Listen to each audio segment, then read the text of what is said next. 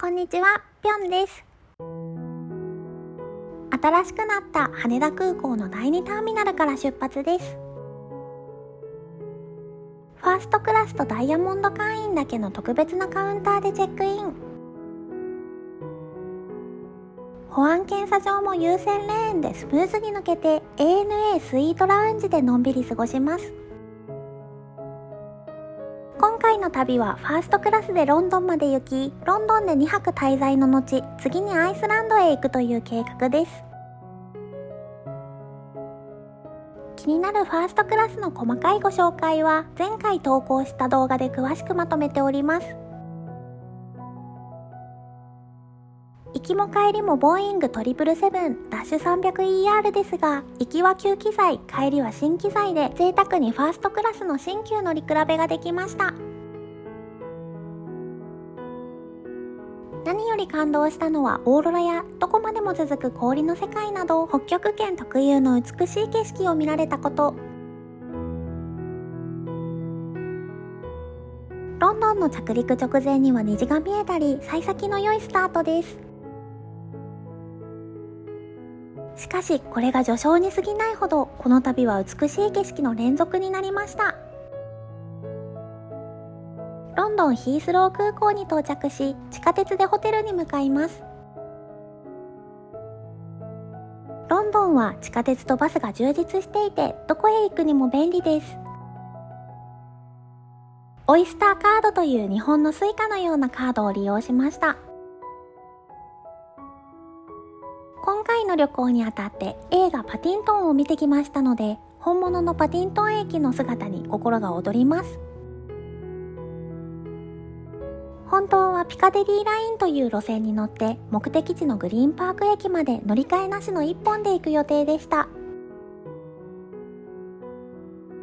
しかし思っていたよりも地下鉄が複雑で、乗る電車の種類を間違えてしまい、駅員さんに聞きながらなんとかボンドストリート駅まで来ました。ここからホテルまでは徒歩15分くらいで、普段の私なら余裕で歩く距離ですが、スーツケースが重いのと疲れが出てきたので、ボンドストリートからグリーンパークへ一駅ジュビリーラインに乗りました。ついにグリーンパーク駅に到着です。駅を出るとホテルはもう目の前。この道は何度も Google Earth で予習してきました。王室や貴族が御用達のイギリスを代表する超名門ホテルザ・リッツ・ロンドンにチェックインしました。このホテルには有名なコンシェルジュの男性がいらっしゃるのですが、お話しすることができて嬉しかったです。毎日オンライン英会話を頑張ってよかったと思いました。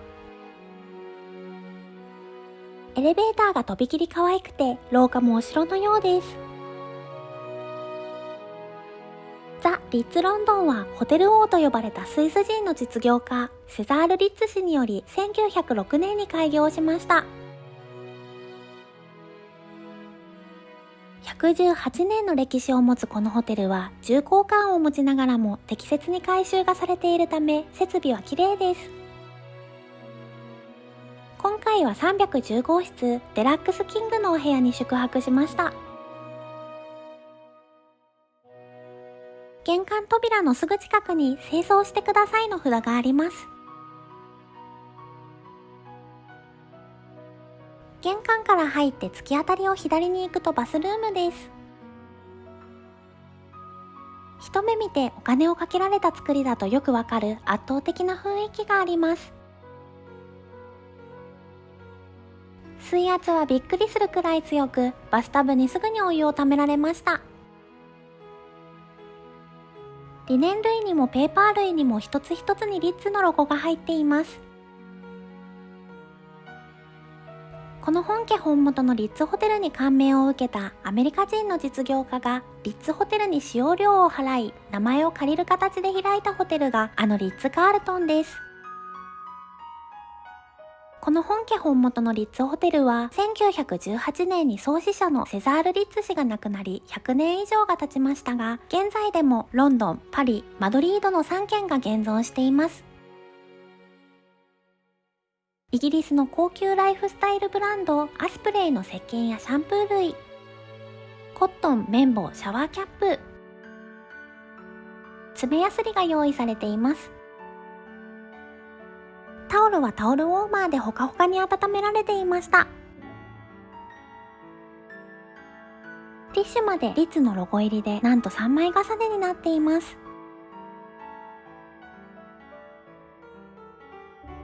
トイレは海外でたまに見るタイプのシャワースタイルです。デラックスルームの広さは36平方メートル。リッツロンドンのテーマカラーであるサーモンピンク、ローズピンク、イエロー、ブルーでインテリアが彩られています。メインルームの手前はリビングスペースになっていて、ウェルカムスイーツが用意されていました。贅沢なフルーツの盛り合わせ。リッツロンドンオリジナルの美しいチョコレート。現在のロンドンの時刻は18時30分。事前にディナーをどこかのレストランに予約しておこうかすごく迷っていたのですが、到着日は疲れているかなと予想し、何も手配していませんでした。お部屋の冷蔵庫はルームキーと一緒についている小さな鍵で開閉できます。今、日本は夜中の3時30分ですので、眠気がマックスです。冷蔵庫の中身はお水以外有料。とても豊富な品揃えです。セーフティーボックスとその上にはダイソンのドライヤーが収納されていました。こちらはさすがイギリスと思わせるティーコーナー。自家製のショートブレッドは極上の美味しさでした。リッツで採用されている紅茶ということは相当美味しいのだろうなと期待しながらアールグレイを入れます。袋を開けた瞬間から華やかな香りが広がり、明らかに別格だとわかります。バターの風味が豊かなショートブレッドと紅茶の相性が最高でした。綺麗に適切な修復がされている貴重なアンティークの家具など調度品も超一級です。随所に施された24金の金箔がさらなる高級感を与えています。ベッドはキングサイズが1台。ベッドも上質で深い沈み込みと軽やかな反発が体を優しく包み込んでくれました。枕元に置かれているミネラルウォーターは英国王室御用達のイギリス産ミネラルウォーターヒルトンです。ランプもヨーロッパらしくて可愛いデザイン。すべてのものが一つ一つ細部まで高級感を持っていて重厚に感じられます。余裕があれば夜ご飯を食べに街へ出かけようかと思っていましたが、この後すぐに眠りにつきました。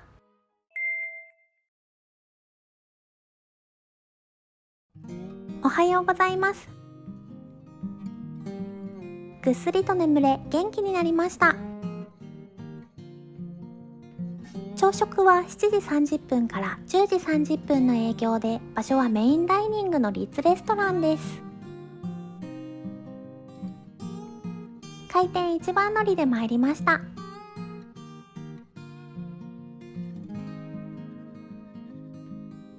1月のロンドンの日の出は8時過ぎですので、まだお外は薄暗いです。数々の受賞歴に輝くリッツレストランは世界で最も華麗なレストランと称されています。まるで宮殿のような空間です。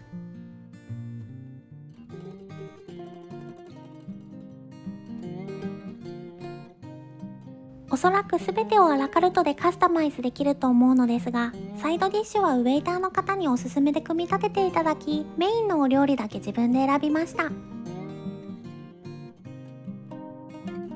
お塩が2種類用意されていたり、バターも最高品質のもので圧巻です。メインとなるお料理はエッグベネディクトとアボカドトーストを注文しました。ザ・リッツ・ロンドンは世界で最もドレスコードが厳しいホテルとしても有名です。ウェイターの方は朝食営業でも塩ビ服で高貴さを感じました。美味しい朝食と豪華絢爛な雰囲気に大満足です。お部屋に戻る前にホテル内を見学していきましょう。レストランパームコートでのアフタヌーンティーは大人気で、このお席の多さで11時30分から19時30分まで2時間制の5回転していますが、なんと予約が3ヶ月待ちになることもあるそうです。ピアノの生演奏を BGM にお城のような空間で過ごすティータイムはきっと特別なひとときとなることでしょう。レストランとバーは宿泊していなくても利用が可能です。歴史ある本物の美しい世界観に館内をお散歩しているだけでうっとりします。ロビーではリッツ・ロンドンオリジナルグッズや宝飾品など様々なものがディスプレイされています。他にも時計や革製品などが置かれていました。どこもかしこも可愛くて思わずカメラに収めたくなります。エレベーターもメルヘンチックなのです。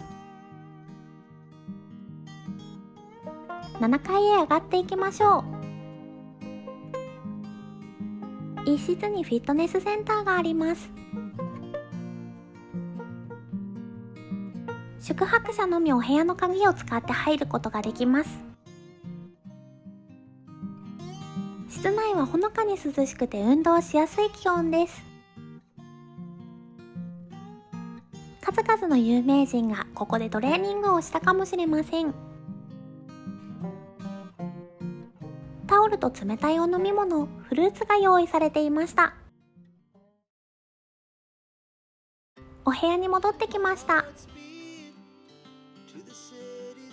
ホテルはピカデリー通りという繁華街に続く道沿いにあり、街は都会の雰囲気です。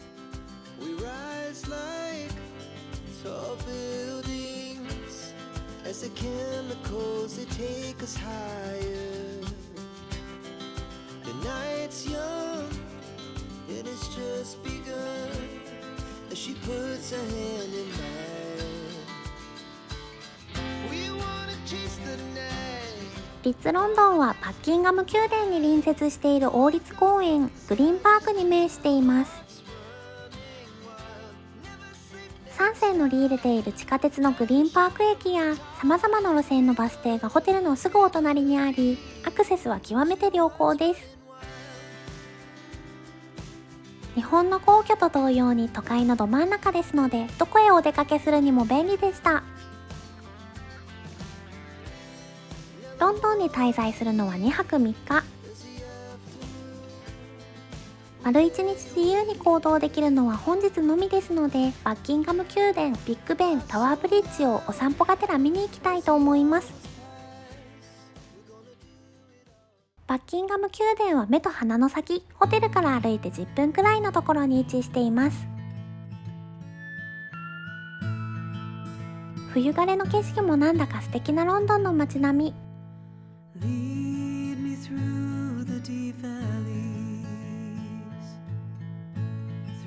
バッキンガム宮殿からビッグベンは徒歩20分くらいです。雨の多いロンドンでこの日だけお天気に恵まれラッキーでした。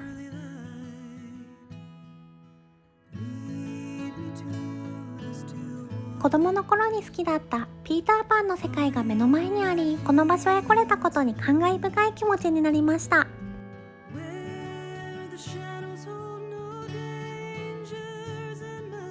ロンドンは街中が観光名所です。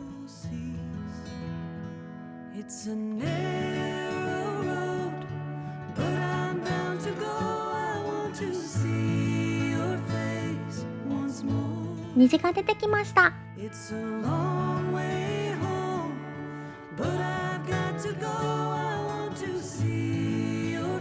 歴史のある建物も点在しています。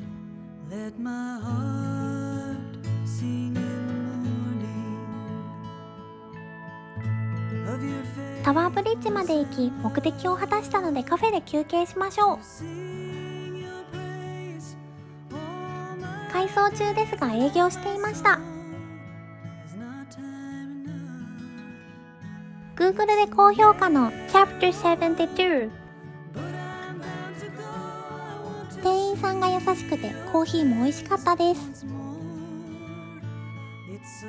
まだまだ行きたい場所があるため、ホテルの方まで一旦電車で帰ります。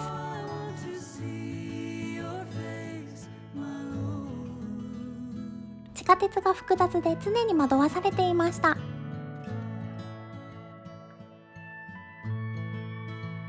先ほどの改札は違う路線だったようです。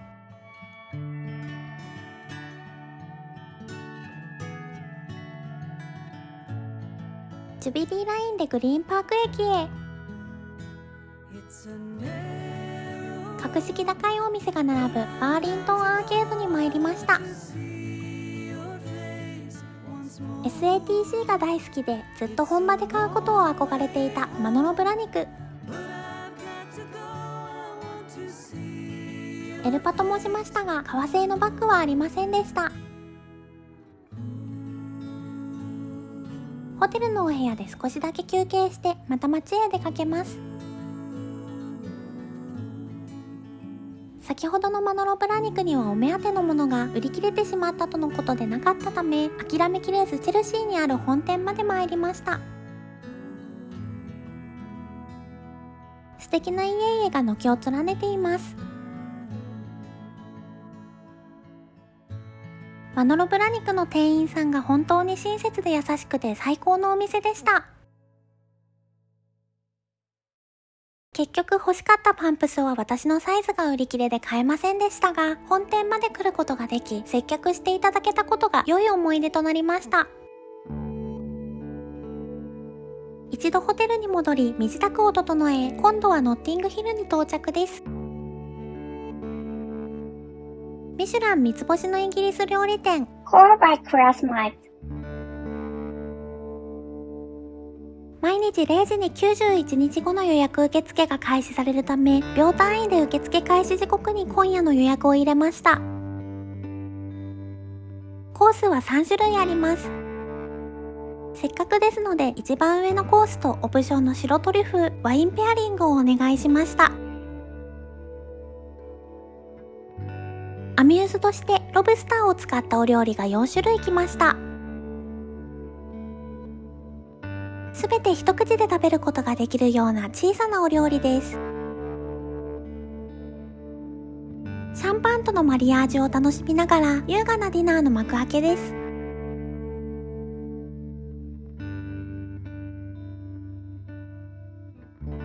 前菜はイギリスの南部の島ポートランド産のカニです。濃厚なコンソメと素材そのもの、ふわふわのカスタード状の上にキャビア、ホイップバターにはお塩が効いています。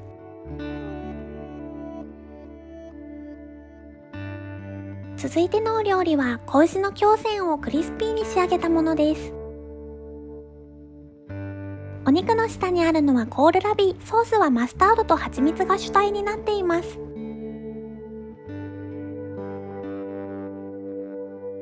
お次は石びらめに牡蠣ときゅうり、昆布を合わせたお料理です。濃厚な牡蠣のソースと昆布による磯っぽさにきゅうりのさっぱり感で、知っているはずの食材の組み合わせが初めて食べる味に仕上がっていました。ワイングラスの美しさに惚れ惚れします。ステムの細さが芸術的ですね。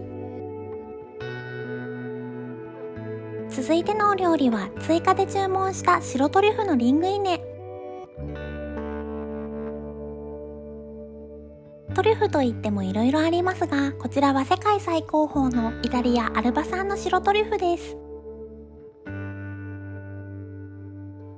香りが命のこの一皿は、口にする直前でソースとトリュフがかけられました。完璧な美味しさです。見るたびにうっとりしているこのグラスはオーストリアのサルト。飲み口も非常に薄く繊細です。こちらのお料理は献立にエルサレムアーティチョークと書いてあります。何のことかと思い調べたら菊芋でした。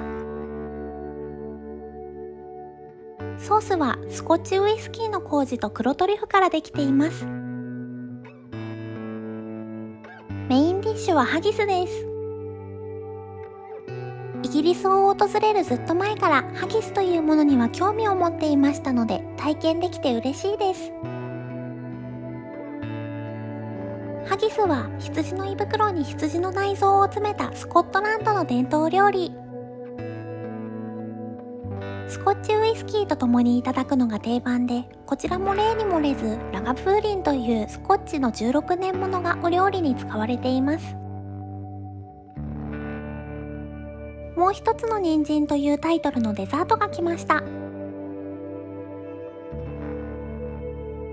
ミツバチの集めた花粉、クルミ、セリ科のハーブが使われています。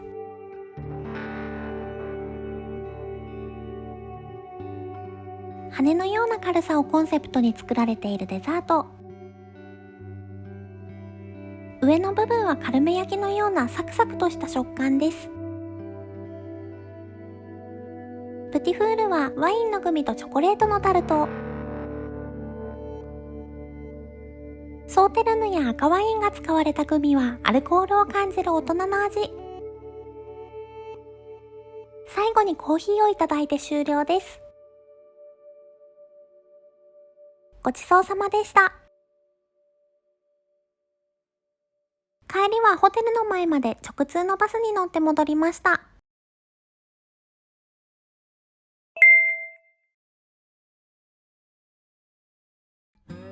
おはようございます。フライトの関係で8時45分にはチェックアウトしなければなりませんので、7時30分の開店と同時に朝食のレストランへ参りました。昨日あれだけのフルコースをいただいてまだお腹が空いていませんので、グリーンスムージーだけ注文しました。短い時間でしたが非常に充実したロンドン滞在となり大満足です。またいつかこの場所に泊まれるよう頑張りたいと思います。チェックアウトを済ませ、今から地下鉄でロンドンヒースロー空港へ移動します。100% 間違いなく空港行きの電車に乗ったのに、気がついたら違う方向に行き先が変わっていました。スーツケースを持った人々は全員戸惑っています。しかもオイスターカードの残額が10ポンド以上あったため、払い戻しが機械でできませんでした。なんとかヒースロー空港へ到着です。プライオリティパスを利用し、プラザプレミアムラウンジへ。美味しいお食事が並んでいます。お腹が空いていたのか、時間いっぱいまでおかわりしてしまいました。初めてのアイスランドエアー。ついに離陸です。ヒースロー空港は混むので3時間前の空港入りが推奨されているのに、電車の混乱で空港に到着したのはフライトの1時間前。ものすごく焦りましたが、なんとかなってよかったです。機内サービスは基本的に有料です。ロンドンからアイスランドのケプラビークまで飛行時間はおよそ3時間。降下を開始しました。はじめまして、アイスランド。今日から4泊お世話になります。無事に着陸しました。高いですがお水を買います。あらかじめレンタカーを手配していました。冬のアイスランドは 4WD 必須です。日本で国際免許証を取得する必要がありますが、レンタカーはおすすめです。見たことのない種類の壮大な景色が広がっています。家やお店などの多くはイルミネーションで縁取られていて可愛いです。長い長い道のり、暗くて視界が悪いので怖かったです。首都から約 190km。本日から2泊お世話になる海ホテルに無事到着しました。嬉しいことにホテルのお名前は日本語の海から来ているそうです。皆様も日本からご覧になられたかもしれませんが、アイスランドでの火山噴火がこの頃連日ニュースになっていました。アイスランド前半2泊はまさにその噴火の中心地であるグリンタビークという町の有名な温泉ブルーラグーン内にある超高級ホテルリトリートホテルを予約していました。しかし噴火の影響で施設が閉鎖となったため、急遽前日に予定を変更し、こちらの海ホテルへ予約を入れました。海ホテルは数々の旅行サイトで超高評価を得ています。一つ一つの口コミが大絶賛する内容でしたため、こちらのホテルを選ぶきっかけとなりました。もしアイスランドへ来られる機会がありましたら、皆様へこの海ホテルを心からお勧めいたします。アイスランドはどこへ行っても綺麗でした。衛生的で清潔という意味の綺麗さ、建築やインテリアがおしゃれという意味の綺麗さ、自然や景色が美しいという意味の綺麗さ、この3つの全てを備えた綺麗な国という印象です。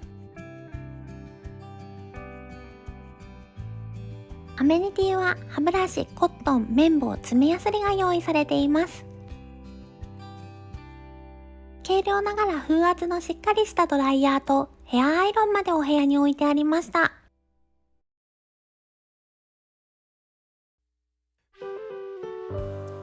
朝食も夕食もこちらのレストランで提供されています。乾杯酒としてアイスランド産のブルーベリーのお酒を注文しました。パンは自家製です。アイスランド産のホタテを使ったお料理。日本人もきっと好きなお味です。こちらはトナカイのタルタル。トナカイのお肉は初めて食べました。赤座エビのクリーミーなスープ。ベルモットが使われているおかげで様々なスパイスの風味がします。うまみの森？急に日本語が出てきて驚いたのですが、こちらのレストランは北欧のお料理に日本料理のエッセンスを取り入れているそうで、メニューに書かれている説明をよく見ると、わさびやみりんなどの文字を発見することができました。アイスランド産のタラ。アイスランドは北海に浮かぶ島国で、魚介類がとにかく美味しいです。夜空があまりにも美しく感動しました。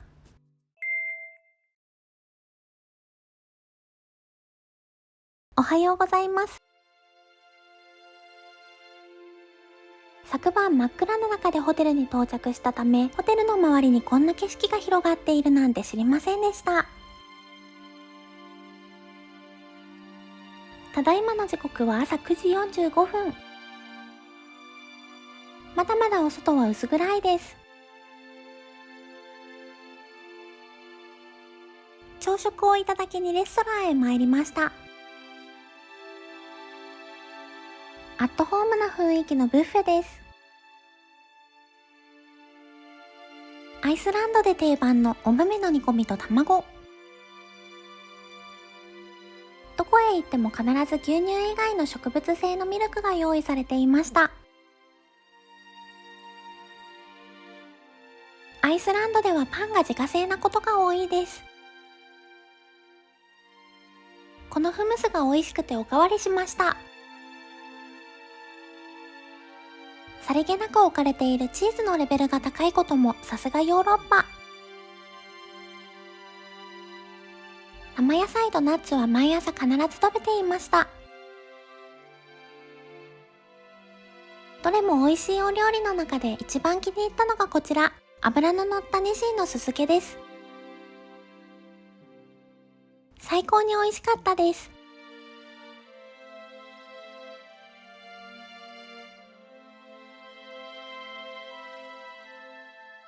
冬季の朝食営業は8時から10時。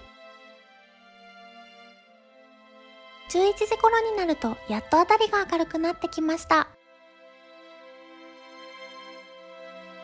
1月上旬のアイスランドは日の出が11時20分頃、日の入りが15時20分頃です。冬は日照時間が4時間ほど、夏至には白夜になります。日本の最北端は北緯45度、それに対してアイスランドははるか北に位置しており、最南端でも北緯63度、国土の一部は北極圏にかかっています。しかしアイスランドは火山国であるため、その地熱とメキシコ湾から来る暖かい北大西洋海流のおかげで、緯度の割にはそこまで寒くありません。同じ日に気温を確認したら、日本の北海道よりも暖かかったです。11時30分前、やっと太陽が顔を出してくれました。1.3km ほど先にある海へお散歩に出かけます。ところどころ道になっているところがありますので、そこを頼りにして歩いていきます。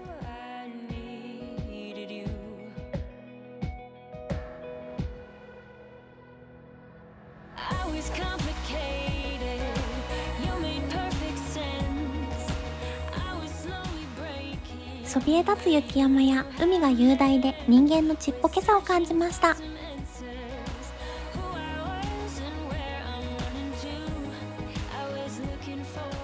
川や湖など至る所が凍っています。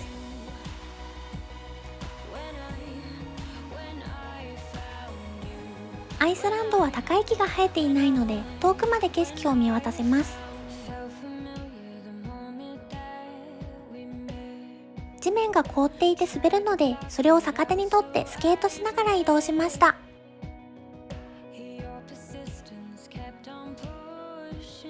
大きな川の近くなどは凍りきっていないので要注意です。今回宿泊したこの海ホテル、とっても気に入りました。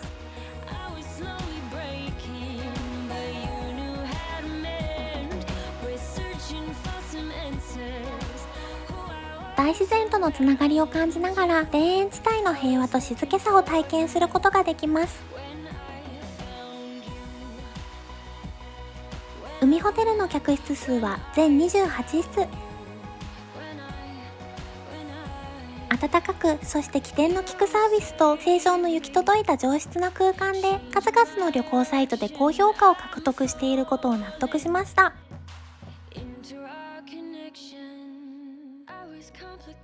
夕日がだんだんと水平線に近づいていきます。ディナーの営業は18時30分から22時まで。お昼間にお腹が空いたらバーで軽食をいただくか、売店でスナックを購入できます。ディナーのお時間です。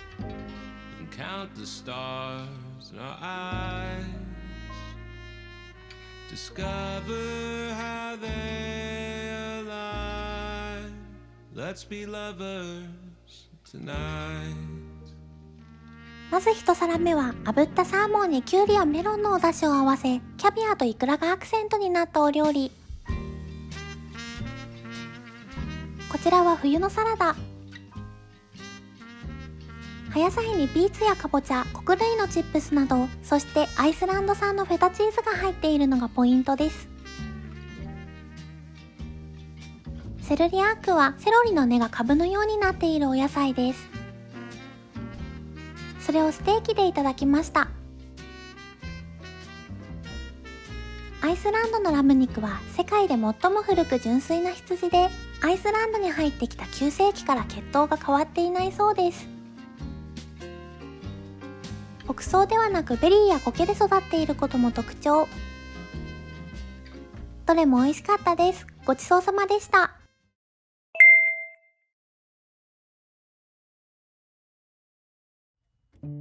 おはようございます。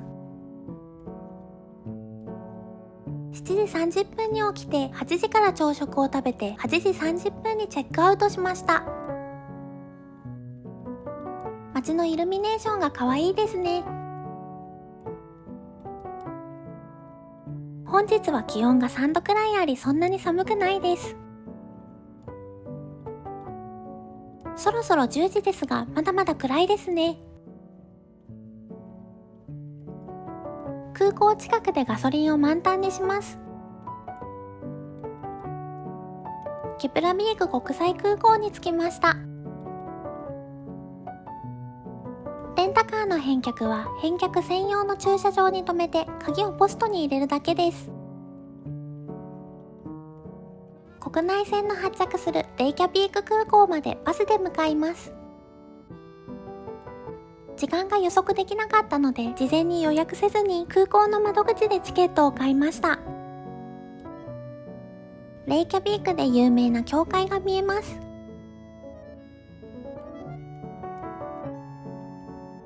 バスターミナルに到着、シャトルバスに乗り換えです。国内線のターミナルは航空会社により分かれており、今回利用するイーグルエアーのターミナルはホテルナチュラの裏にあります。予約時にシステムエラーでウェブから予約ができず、電話で予約を入れたので支払いは当日で良いとおっしゃっていただいていました。保安検査もパスポートの確認も特になく、とてもスムーズにチェックインできました。機材はドルニエ328というもの。左1列、右2列、全部で31席の小さな飛行機です。おおよそ帝国通りに離陸しました。1時間弱のフライトです。機内サービスでコーヒーとチョコレートをいただきました。ただいま14時40分、早くも夕日が空を彩っています。窓の外の景色が美しいです。ヘプンは人口2000人の小さな町。無事にヘプン空港に着陸しました。ここでアクシデントが発生。日にちも時間も場所も間違いなくレンタカーを予約していて、予約完了の E メールも受信できていたのですが、空港に着くと誰もおらず、レンタカー会社に電話をかけても今日はもうクローズしたので無理ですの一点張り。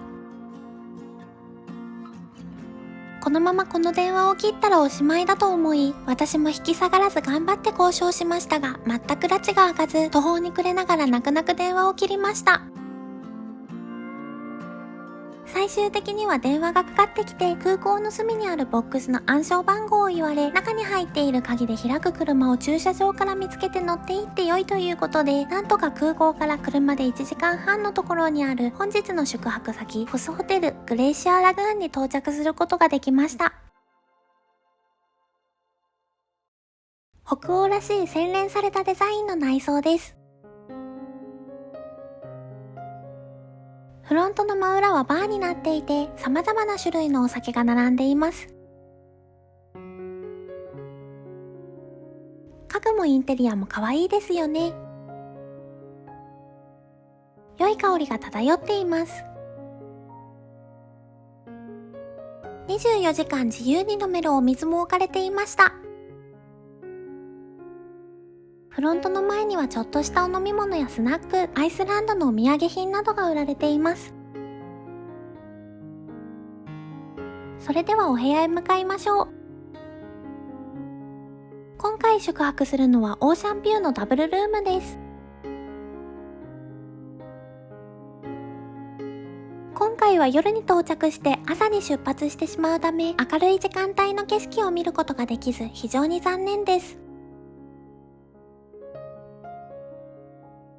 ベッドはダブルでありながら掛け布団が1人ずつ分かれている便利なタイプ。ガウンとスリッパがセットされています。窓側のスペースもなんだかいいですね。テレビ、デスク、ドリンク類などがコンパクトにまとめられています。コーヒーはネスプレッソと同じ形のマシンとカプセル、いろいろな種類の紅茶も用意されています。荷物置き場も十分なスペースでした。今度はバスルームを見てみましょう。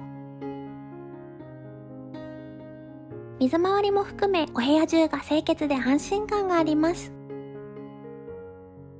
下の段にはバスタオルとドライヤーが置かれていました。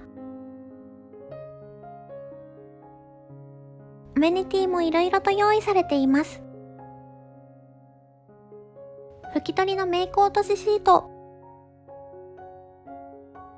植物性の原料だけで作られた環境に優しい石鹸とボディローション、人数分のシャワーキャップ、靴磨き用のオイルが染み込んだスポンジとコットン綿棒、ソーイングセット、リネン類も豊富です。シャワーは手持ちシャワーとレインシャワー2種類のタイプ。シャンプー類は備え付けられています。トイレも清潔でモダンな空間インテリアです。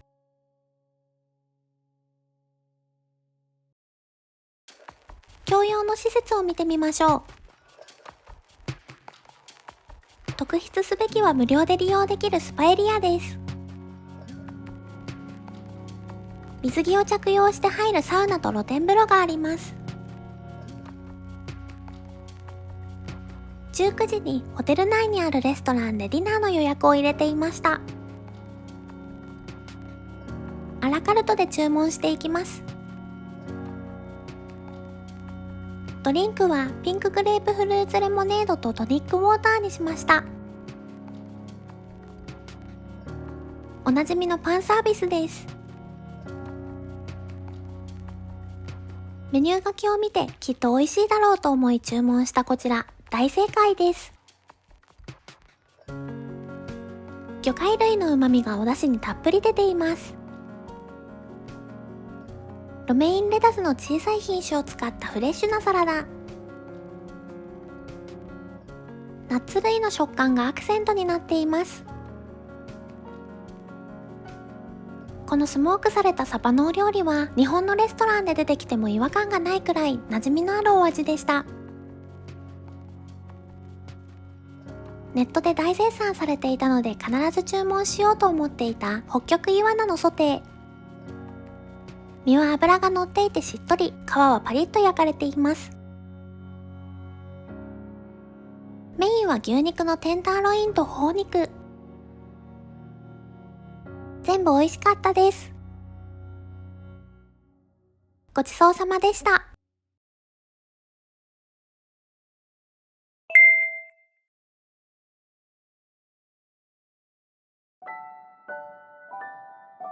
おはようございます。7時30分、当たり前にお外は真っ暗な時間です。朝食はブッフェ方式。色鮮やかで綺麗に並べられたビュッフェボードを見ると食欲がそそられます。おお魚も乳製品もお肉類もとても美味しく、品数豊富で充実しています。ミルクやパンの種類は特に多く、さすがヨーロッパといった感じです。起きたばかりでそんなにお腹が空いていなくても、食べているうちに食欲が湧いてきます。脂の乗ったサーモンが美味しいです。9時15分頃チェックアウトしました。本日はアイスランドで非常に楽しみにしていたことの一つ、氷の洞窟ツアーに参加します。わざわざ国内線に乗ってまでこの街に来たのは、この氷の洞窟にどうしても行ってみたかったからなのです。ガイドさんのオフロードカーで集合場所から氷河まで30分ほど移動します。他の惑星に来たかのような光景です。ここで靴につけるアイゼンが配られ、全員装着しました。服装はスキーウェアとスノーブーツで参加しています。進みながら時折ガイドさんが氷河についての詳しい解説をしてくださいました。今回一緒に探検するメンバーはガイドさん1名とツアー参加者が5名。ところどころロープが設置されていたり、ガイドさんがしっかり誘導してくださるので、難なく行動することができました。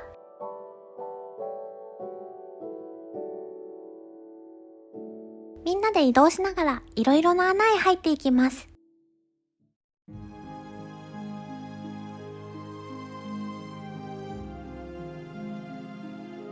世界遺産バトナヨークトゥル国立公園。何百年何千年もの長い年月をかけて圧縮された純度の高い氷は赤い色を吸収し、青色のみを反射するため、このような色彩を放っているのだそうです。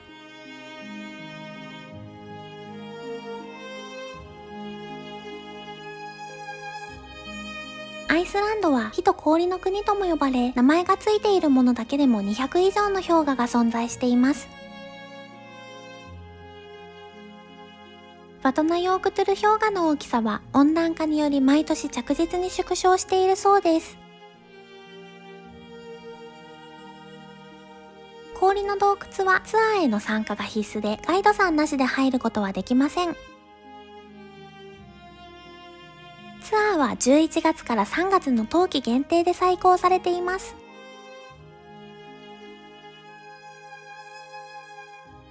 バトナヨークトゥル氷河の面積は約8100平方キロメートルです。氷の厚さが最も厚いところでは1キロメートルにもなります。常に氷河はゆっくりと動いており、毎年どこに氷の洞窟ができるかはわかりません。ツアーは3時間弱で解散です。朝は暗くて景色がわかりませんでしたが、最初の集合場所であった駐車場に戻ると、目の前は青い宝石が浮かんでいると有名なヨークルス・アウルローン氷河湖でした。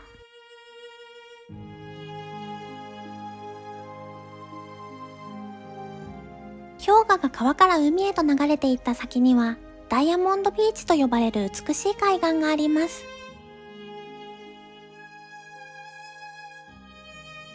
砂浜は火山由来で黒いため、クリスタルブルーに光る氷がより一層際立ち綺麗です。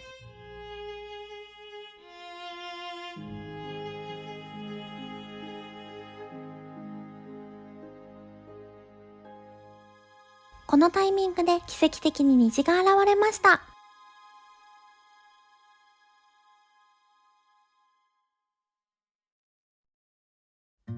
さて、17時55分発の国内線で首都のレイキャビークに帰りますので、ヘブン空港へ向かいましょう。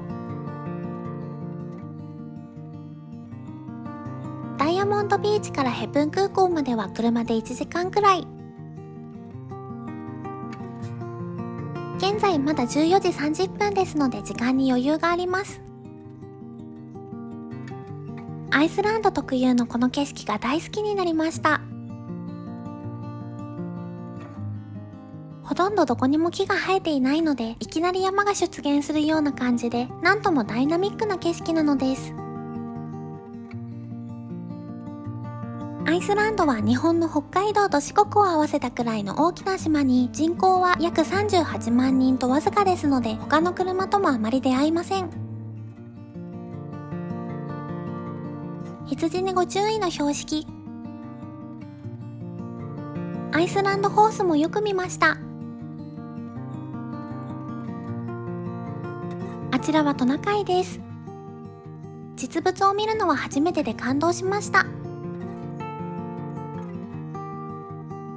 そろそろ空港に到着です。ガソリンを入れ、レンタカーを返そうとしたところ非常事態が発生。飛行機が欠航になったとメールが来ました。iPhone の充電器を Type-C のものしか持っていなかったため、車で充電できるようにまずは Type-A のものを購入。実際はこの時点でもう外は日が落ち真っ暗闇になっていましたが、ここからは日中に撮った映像とともにお届けいたします。結論としてどうなったかと言いますと、なんと 450km の距離を車で帰ることになりました。乗る予定だった飛行機は1週間に5便しか運航がなく、翌日は元から運航のない日だったため、振り替えができるとすると翌々日の夜便でした。ヘプンは人口2000人ほどの小さな町で、飛行機の就航は首都レイキャビークとのみ、バスもタクシーもなく、鉄道はそもそもアイスランドにありません。私たちは明日の朝にはアイスランドを立たなければならず、今夜中に首都に着いている必要がありました。地元の方なら何か良い案をくれるかもしれないと一縷の望みをかけて、今日首都に帰るにはどうしたら良いと思われるか空港職員の方にも相談してみましたが、もうこのレンタカーで首都まで行くしか選択肢はないとのことで、絶望的な気持ちになりました。この日はすでに 100km 以上車で移動しており、氷の洞窟ツアーにも参加して体力がなくなりかけていたためです。しかも私は車の運転免許自体を持っておりませんので、この4日間で 1100km 以上の距離を夫一人で運転してくれました。途中霧がひどすぎて辺りが何も見えなくなったり、タイヤの空気が抜けるアクシデントがあったり、控えめに行って危機だらけでしたが、近くにいた方に助けを求め、なんとか無事に切り抜けることができました。残りの距離が半分くらいになったところで、道にあったアジア料理店でディナー。だんだんと都会らしくなってきました。あともう少しです。23時45分、ついに今夜泊まるホテルレイキャビーク佐賀に到着しました。こちらは首都レイキャビークで一番口コミ評価の高いホテルで、とても楽しみにしていました。本来は19時頃に到着する予定でしたので、レイキャビークの街を散策しながら、どこか素敵なレストランでディナーを食べたり、こちらのホテルのスパにあるサウナも評判が良いので、ゆっくり癒されようかななんて計画していたのですが、スパの営業時間をとっくに過ぎてからのチェックインとなりました。夕方にフライトがキャンセルになったメールを見た時には不安でいっぱいになりましたが、今となってはこれも笑い話になり良い思い出です。バスタブがあるのが嬉しいですね。一日の疲れがじわじわと癒されていきました。ヘプン空港の職員の方はレンタカー会社と話す私の電話を代わってくださり、アイスランド語で事情を説明して、レンタカーをヘプンからレイキャビークへ片道でいわゆる乗り捨てを特別に認めてもらえるよう許可を取り付けてくださいました。途中車のタイヤの空気が抜けてペコペコしだした時には恐れおののきましたが、見ず知らずの私たちのために空気を入れるのを手伝ってくださった方がいました。途中で休憩のため路肩に車を止めていた時には何かあったのではないかとこちらを心配して声をかけに来てくださった方がいました。どこで出会ったアイスランド人の方も本当に優しく親切で、この旅が最高の思い出となったのはそのような方々のおかげであることが間違いありません。世界一位の治安の良さ、非常に衛生的でご飯も美味しく、水道水がナチュラルミネラルウォーターというレベルの高さ、建築もインテリアもおしゃれで自然がとんでもなく美しい、そして人々が親切な素晴らしい国、アイスランド。皆様に心からお勧めしたいですし、私たちはアイスランドが大好きになりすぎて、もう次回の予約を入れました。それではおやすみなさい。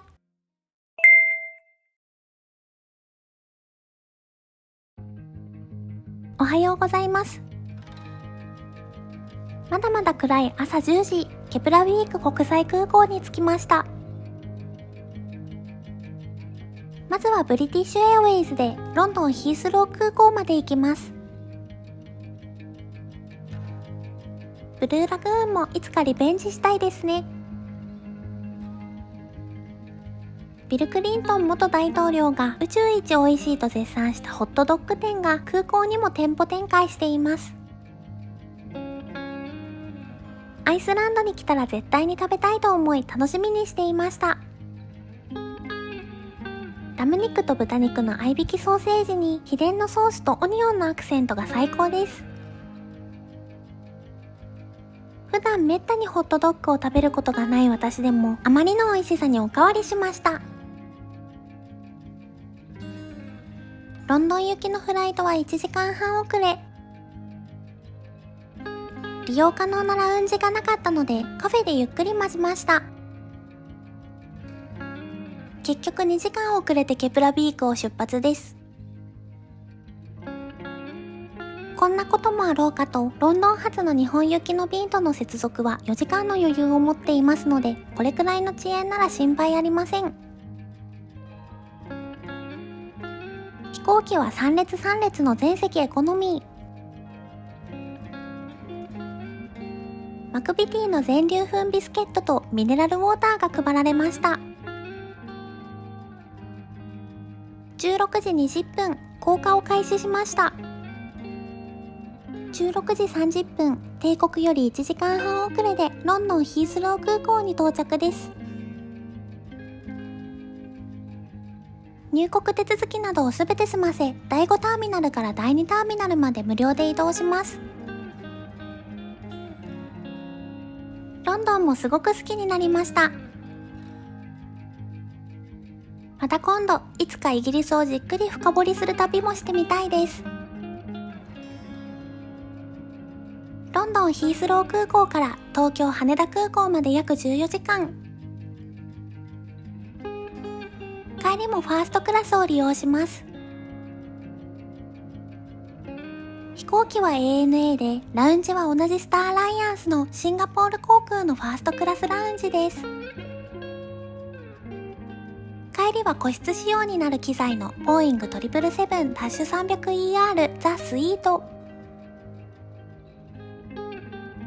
ラウンジ、機内サービス、設備など飛行機に関するありとあらゆる情報は前回投稿した動画で詳しく解説しております。ファーストクラスならいくらでも遠いところに行けると思えるほど快適で何不自由なく乗り物であることを忘れそうなくらいでした。無事に東京羽田空港に到着です。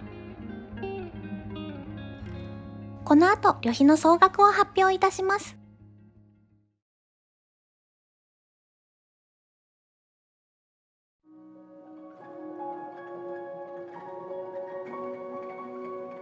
ヨーロッパ7日間、大人2名の合計金額は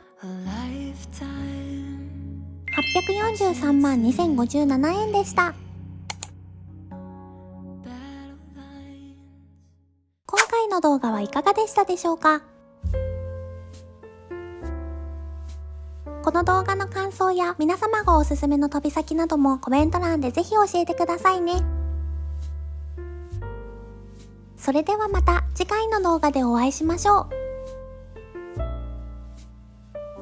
最後までご覧いただきましてありがとうございました。